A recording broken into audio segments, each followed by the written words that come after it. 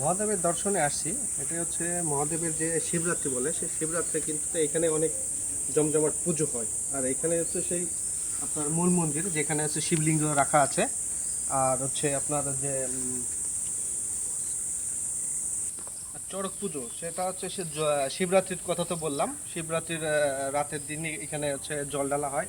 আর এই যে 11টা সিরিয়ালের 11টা স্তম্ভ মন্দির আছে, প্রত্যেকটা মন্দিরে হচ্ছে আপনার একটা করে শিবলিঙ্গ ছিল। এখন রক্ষণাবেক্ষণ না করার কারণে দেশের যে পরিস্থিতি, এসব পরিস্থিতির কারণে হচ্ছে এগুলো রক্ষণাবেক্ষণ করা হয়নি বা করেনি এলাকার লোকজন বা পাশাপাশি যাই হোক। সেই কারণে এখন জাস্ট অনলি 2টা শিবলিঙ্গ আছে, সেটা হচ্ছে এই মন্দিরে আছে, রক্ষণাবেক্ষণ করতেছে এখন। আর 11টা মন্দির তো দেখালামই আপনাদেরকে। আর আপনারা আসবেন অবশ্যই, এসে দেখে যাবেন। খুবই সুন্দর একটি পরিবেশ। আর এগুলো পুরাতন যে স্থান দিক নিদর্শনগুলো আছে, এগুলো যদি দেখেন আপনারা অবশ্যই আপনাদের ভালো লাগবে।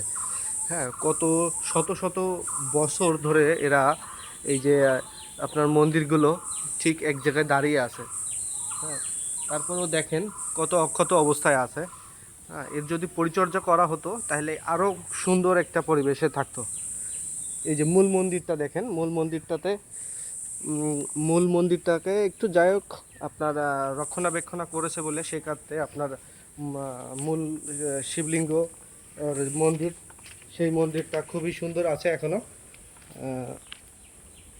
খুব সুন্দর থাকার জন্য এখানকার যে কারুকার্য সেগুলোও দেখেন আপনাদের।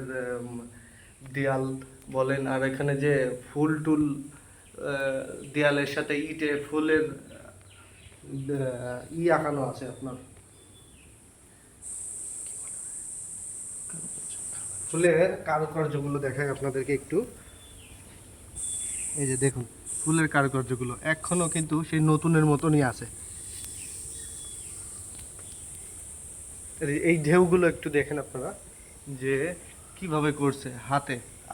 তখন অত্যাধুনিক যন্ত্র ছিল না, মেশিনপত্র ছিল না, তারা কিন্তু এগুলা হাত দিয়েই এই স্থানটি তারা করছে।